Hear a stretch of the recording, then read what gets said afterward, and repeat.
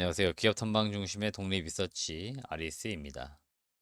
자, 이번 영상에서는 저희가 요 커뮤니티 공간에다가 2분기 반기 보고서 지출 기한 지난 8월 16일입니다. 요게 끝났기 때문에 혹시라도 여러분들 중에서 궁금하신 종목 있으시면은 요 커뮤니티 제가 올려드린 글에 댓글을 남기셔라 이렇게 말씀을 드렸고, 여기에 궁금한 종목들 있으시면 댓글 남기라 했는데 선착순이었습니다. 일단 SK 렌터카는 저희가 영상 올려드렸습니다. 영상 잘 보시길 바라겠고요. 두 번째 종목으로 사마 콘덴서 좀 부탁드린다 이렇게 댓글을 남겨주셨기 때문에 오늘은 이 사마 콘덴서 2분기 반기 보고서, 특히 실적 발표했기 때문에 연결 재무제표 내용 이걸 좀 보도록 하겠습니다. 우선 영상을 시청하시기 전에 구독과 좋아요, 알람 설정 한 번씩 부탁을 드리도록 하겠습니다. 네, 지금 보시는 화면은 사막 콘덴서의 반기 보고서입니다. 사막 콘덴서는 보니까 8월 16일에 반기 보고서를 공시를 했습니다. 공사는 이제 업력이 상당히 오래된 기업입니다. 여기 보시면 제67기, 그러니까 사업을 지금까지 진행해 온 게 67년이 이제 되어 간다 이렇게 보시면 되겠습니다. 그래서 회사는 상당히 오래된 기업이고요.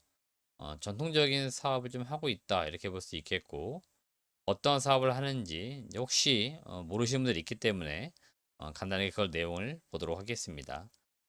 항상 사업의 내용은 여기 보시면 재무제표 반기 보고서상에 이 사업의 내용 여기를 보시면 되겠습니다. 그래서 여기를 눌러 보시면 당사는 국내 유일의 콘덴서 종합 메이커로서 관계 회사인 삼화전기가 생산 중인 전해 콘덴서를 제외한 거의 모든 콘덴서, 즉 전력용 콘덴서, 단층 세라믹 콘덴서, 여기 보시면 적층형 콘덴서 영어 약자로 MLCC를 생산을 하고 있다 이렇게 적어 놓았습니다. 그래서 동사가 진행하고 있는 사업은 여기 보시면 계속 반복적으로 나온 단어가 바로 여기 있는 이 콘덴서라고 하는 겁니다.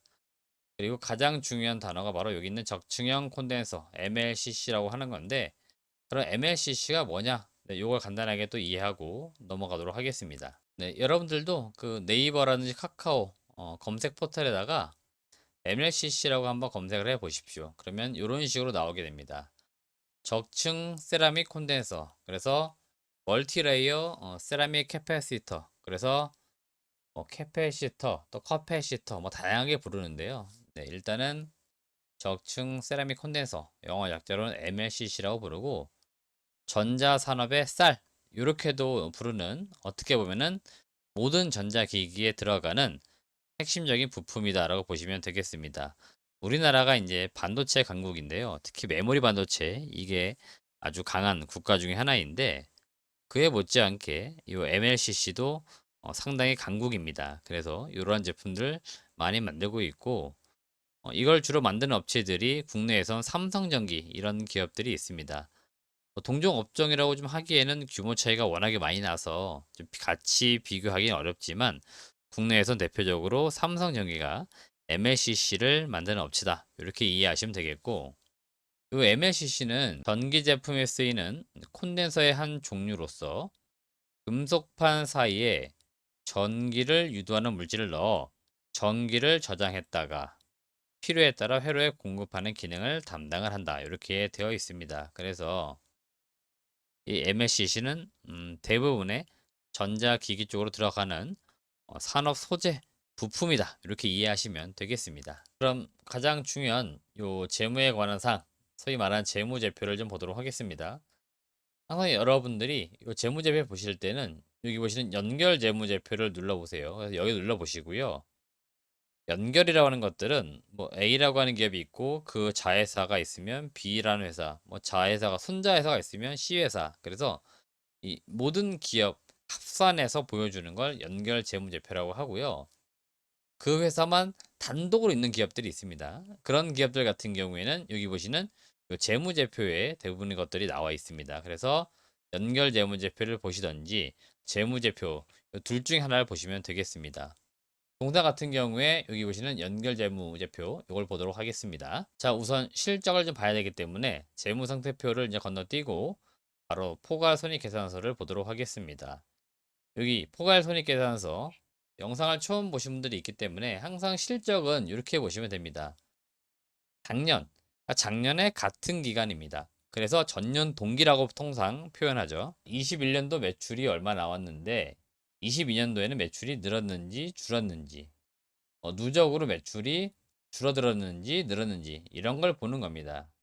자, 그러면 비교해서 보도록 하겠는데 우선 매출을 보겠는데요.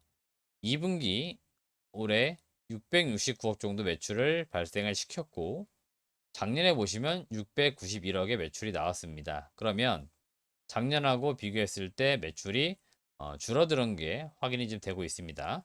자, 그리고 중요한 영업이익을 보겠습니다. 영업이익이 작년에 105억 정도 나왔는데 올해 102억 정도를 이제 기록을 한 것으로 보이고요. 가장 중요한 주주이익, 사막 콘덴서가 87억, 작년에 87억이었고 올해 92억. 상반기 누적으로 볼 때는 2022년도 168억을 기록을 하고 있습니다. 작년도 171억 대비했을 때 소폭 줄어든 모습이지만 일단 2분기만 놓고 보면은 네, 작년보다는 일단 단기 순이익은 좀 늘었다 이렇게 볼 수 있겠고, 늘어난 것들은 여기 보시면 비용이 줄어들어서 늘었는지 아니면 금융 수익이나 기타 수익, 네, 이런 것들이 늘었는지 볼 필요 있겠는데요. 지금 눈에 띄는 것들은 잘 보시면 작년도 금융 수익이 3억 4천 800 정도였는데 올해 금융 수익이 30억이 나왔습니다.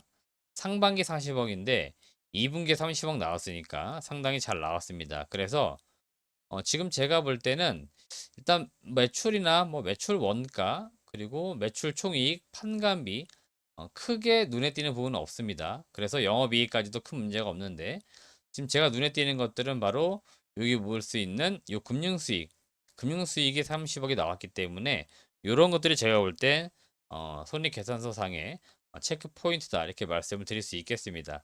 물론 금융 비용도 작년에 4억 7천이었는데 올해 11억이 나왔어요. 이거는 당연히 이제 금융 수익도 그렇고 비용도 그렇고 금리가 지금 인상하고 있는 올라가고 있는 시기입니다. 그래서 혹시라도 공회사가 가지고 있는 현금, 정기 예금이나 또는 채권 이런 것들이 있을 경우에는 금융 수익이 늘어나는 게 당연할 거고, 반면에 돈을 빌렸으면 대출을 했으면 금융 비용이 증가되는 것이 당연하다. 그래서 지금 이 금리 인상의 어떤 사이클과 맞물려서 각 개별 기업들 재무 구조상 가지고 있는 금융 자산들 이에 따른 이익이 증가가 되는지 또는 비용이 늘어났는지 이런 게 지금 눈에 띄고 있습니다. 이런 것들 자세하게 보시려면 역시 여기 보시는 연결재무제표의 주석사항을 보시면 되겠습니다. 일단 주석에 들어가서 금융수익 어떤 게 있었는지 한번 보도록 하겠습니다. 지금 제가 주석사항에서 이 금융수익 검색을 해 보았는데요. 지금 보시면 금융수익에서 유이자율법에 따른 이자수익, 그냥 내용은 어렵지만 봤을 때 여기 이자수익 이렇게 단순히 생각해 봤을 때 이자수익이 엄청나게 늘었다 이렇게 볼 수는 없습니다. 물론 작년 대비했을 때 누적으로 2배 이상 증가가 됐지만 지금 눈에 띄는 거는 여기 보시는 상각 후 원가 금융자산 부채 외환 차익 이렇게 되어 있습니다. 그래서 외환 차익이기 때문에 그냥 딱 생각해 보았을 때 최근에 환율이 많이 올랐습니다. 그래서 외환 차익을 좀 우리가 얻었구나 이렇게 이해를 할 수 있을 것 같습니다. 그래서 작년에 3억 4,800이었지만 올해 30억까지 나왔을 때 주요하게 여기에서 차지했던 거는 바로 여기 있는 외환 차익이었다. 이렇게 우리가 간단하게 이해할 수 있겠습니다. 이 내용이 좀 어렵다 그러실 경우에는 이런 것들이 제가 볼 때는 본인 스스로가 공부해서 이해할 수 있는 내용이면은 찾아보셔서 이해하시면 되는 거고요. 정 모르겠다 그러면 이런 게 항상 우리가 주식 담당자들에게 물어볼 내용들입니다. 삼각 후 원가, 금융자산, 그리고 부채, 요 외환 차익이 작년에 7억 정도였는데 올해 18억까지 늘어서 11억이 늘었다. 이게 어디에서 늘어난 건지 설명을 해달라. 이렇게 말씀하시면 됩니다. 그러면 주주가 회사에 문의한 겁니다. 내가 관심 있어가지고 물어본 거기 때문에 답변을 해주는 게 당연한 내용입니다. 그래서 우리가 조금 질문을 고급스럽게 하려면 이런 내용 공부해 가지고 물어보는 겁니다, 사실. 제가 이제 기업 탐방을 많이 다니지 않습니까? 기업 탐방을 가기 전에 제가 항상 요 사업 보고서를 항상 봅니다. 그리고 여기에서 특이 사항들을 늘 체크를 해요. 그리고 여기에서 제가 질문지를 뽑습니다. 그 질문지를 가지고 담당자를 만나서 물어보는 겁니다. 그래서 이러한 것들이 변화가 있었는데 회사가 어떻게 되고 있는지 답변을 좀 해 주십시오. 이렇게 물어봤을 때 좋은 질문이기 때문에 좋은 답변이 옵니다. 근데 단순히 실적 어때요? 이렇게 물어봤을 때는 좋은 답변이 돌아오지를 못합니다. 따라서 여러분들이 늘 공부해야 되고 분석해야 되는 것들 바로 이런 내용들이다 이렇게 보시면 되겠습니다. 다시 돌아와 보겠습니다. 네, 당기순이익도 작년하고 큰 차이는 없고요. 뭐 밑에 단에는 이제 크게 뭐 많은 것들이 적혀 있지만 그렇게 썩 중요하지는 않습니다. 뭐 지배 기업의 소유주에게 기속되는 당기순이익 이게 그냥 주주 이익입니다. 뭐 별 다를 게 없어요. 포괄손익, 포괄이익 다 거의 동일한 내용들이고요. 제일 중요한 요 당기순이익 요거 잘 체크하시길 바라겠고요. 지금 보시는 화면은 이제 사막 콘덴서 연간 실적 추이, 이제 분기 단위 실적 추이인데요. 원래 이 사막 콘덴서가 업력도 오래됐지만 실적이 원래 매우 우량한 기업입니다. 그래서 믿고 투자할 만한 그런 기업인데요. 19년도에 373억의 이익을 냈던 회사가 이익이 좀 줄었죠. 그 다음 해에 271억. 그 다음엔 다시 증가합니다. 332억. 올해는 실적을 보시면은 일단 1분기, 2분기 합쳐보게 되면은 대략 한 191억 정도, 네, 이 정도 이익이 나오는 것 같습니다. 191 곱하기 대략 곱하기 2 했을 때는 작년보다는 좀 증가되지 않을까 조심스럽지만 이렇게 전망이 되는데 이런 경우들이 있습니다. 이렇게 4분기처럼 급격히 매출과 영업이익이 줄어드는 구간들. 그래서 이런 것들 때문에 섣불리 올해 연간 실적이 얼마가 나온다 제가 단정을 지어드릴 수는 없지만 여튼 지금 실적은 안정돼 있고 눈에 띄는 것들은 이런 것 같습니다. 물론 동사가 매년 좀 다르긴 합니다만은 영업이익률이 19년도 14%, 20년도 11%, 21년도 12%였는데 최근에 영업이익률이 조금씩 올라오는 모습입니다. 지난 4분기부터 보시면 0.74, 13%, 15% 영업이익률 자체가 좋아지고 있기 때문에 이 정도의 영업이익률을 유지할 수 있다 그럴 경우에는 상당히 좋은 실적은 꾸준히 나올 수 있겠고요. 단순 계산해서 작년도 정도의 영업이익이 나온다. 한 300억 정도 나온다라고 가정해 보고요. 공사 시가총액 잘 보시면 4,200억입니다. 제가 이제 밸류에이션을 해볼 텐데요. 요 4,293억, 4,293억이 당기 순이익입니다.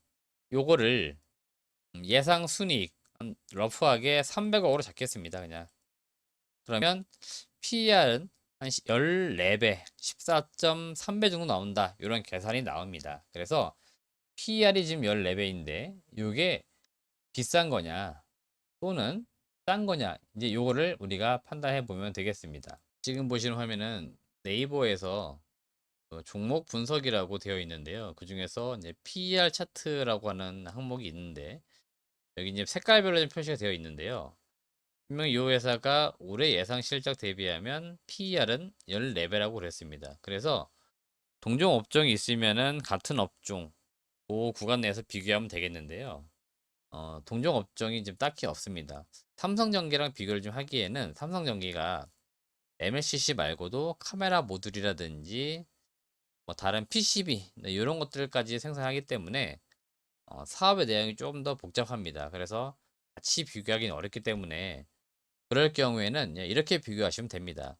이 회사가 평상시에 어느 정도 구간에서 주가가 움직였느냐 이걸 보시는 건데 여기 지금 연두색을 보시면은 PER 한 15.7배이고요. 주황색 요게 29.4배입니다. 그래서 지난 3년간 그러니까 2020년부터 21, 22 지금까지 쭉 올 때 보시면은 대략 제가 볼 땐 요 연두색 그 다음에 보라색 요 주황색 요 범주에 거래되고 있으니까 PER 많이 줘야 29배고 낮을 때는 15.7배라는 겁니다. 그리고 중간값이 22.6배예요. 그러면 계산이 여기서 서야 됩니다.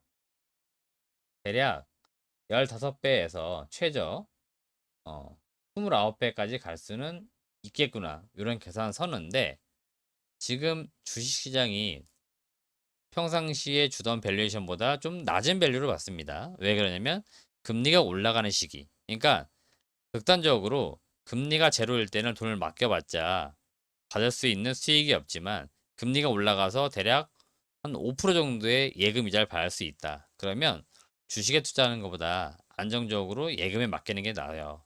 그만큼 5%의 안정적 수익, 확실한 수익을 시장은 더 요구한다는 겁니다. 그래서 이렇게 금리가 인상되는 시기에는 밸류에이션을 좀 낮게 봅니다.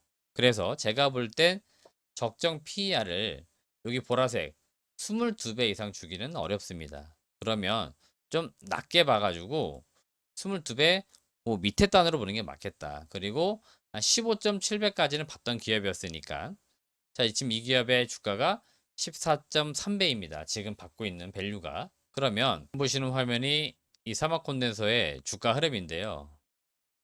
여기에서 좀 올라가 봤자 많이 올라가기 어렵다 그 이야기를 하는 겁니다. 그래서 제가 볼 땐 길게 보았을 때 6만원, 7만원대 네, 여기까지는 가는데 무리가 없어 보입니다. 그러니까 여기까지는 길게 보는 것들이고요. 좀 짧게 보시는 분들은 여기에서 반등 나와도 요 5만원대 네, 요 정도까지만 보자고 말씀을 드리고 싶어요. 지금 문의 주신 분이 매수를 어디에서 하셨는지는 제가 모르겠습니다만은 일단 그래도 사막 콘덴서는 실적은 안정돼 있고 실적의 성장성도 있기 때문에 그리고 이 MLCC라고 하는 것들이 향후에 더 많이 쓰입니다. 예, 쓰일 수밖에 없어요. 전자기기가 계속 늘고 있습니다. 그래서 좀 더 올라갈 만한 여력, 그러니까 실적이 올라갈 만한 여력이 있기 때문에 당연히 그에 걸맞추어서 주가도 올라갈 여력은 있겠다. 하지만 지금은 무언가 주가가 좀 눌려 있는 그런 모습이기 때문에 여기서 단기 반등 정도 해서 한 5만 원대 정도, 많이 봤을 때 한 6만 원대 이 정도까지는 일단 바라보자 그 말씀을 드리고 싶습니다. 오늘은 사마 콘덴서 반기 보고서 아주 간단히 살펴보았습니다. 제가 이 회사는 좀 간단히 본 이유도 있어요. 네, 투자하시는 분이 잘 몰라서 문의 주실 수 있는데요. 이 회사가 재무제표나 이런 것들로 장난을 치는 기업은 아닙니다. 네, 그래서 믿지 못할 기업은 아니기 때문에 제가 현금 흐름표라든지 추가적인 주석사항을 많이 살펴드리진 않았어요. 그래서 그런 것들 안 본 이유들은 그래도 믿고 투자할 만한 기업이고 이 회사가 장난하는 기업이 아니기 때문에 뭐 그런 걸로 우리가 숫자로 우려할 필요는 없다. 다만 MLCC가 장사가 안 돼서 매출과 영업이익이 급격히 빠진다. 네, 그럴 때는 조금 문제될 수 있으니까 투자하시는 분은 그런 점들을 잘 체크를 하시길 바라겠습니다. 그게 아니라면은 제가 볼 때 실적은 뭐 시장에 따라 달라질 수 있겠지만 계속 늘어날 만한 기업입니다. 그러니까 그만큼 전기차 시장이라든지 IT 기기 쪽으로 MLCC 공급이 많이 기대가 되고 있기 때문에 이 기업을 좀 관심을 계속 갖길 바라겠고요. 대만의 업체들이 있습니다. 대만의 업체들하고 좀 직접적으로 비교하는 것도 좋아요. 네, 대만 업체들하고 많이 비교되기 때문에 이 업체들하고 비교하시면서 사막 콘덴서는 바라보시길 바라겠습니다. 2분기 반기 보고서 지출 기한 끝나서 종목 상담 문의 들어온 종목 중에 사막 콘덴서 알아보았습니다. 다음 영상에서는 네, 저희가 무림 PMP 이 기업을 좀 알아보려고 합니다. 이 기업도 나름 재미가 좀 있는 기업입니다. 그래서 한번 같이 좀 알아보도록 하겠습니다. 시청해주신 여러분 고맙습니다.